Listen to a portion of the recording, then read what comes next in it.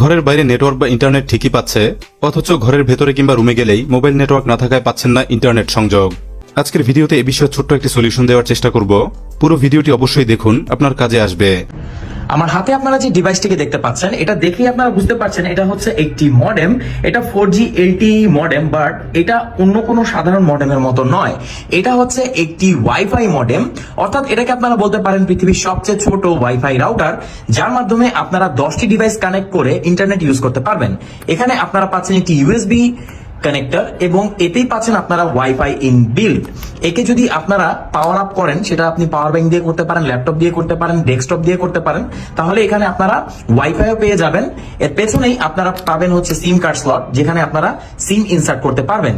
তো বুঝতেই পাচ্ছেন এত কম বাজেটে একটি মডেম, যেটাতে আপনারা ওয়াইফাইও ইউজ করতে পারবেন। আর এছাড়া আপনারা আপনাদের ডিভাইস যেমন ল্যাপটপ বা ডেস্কটপে তো এটা ইউজ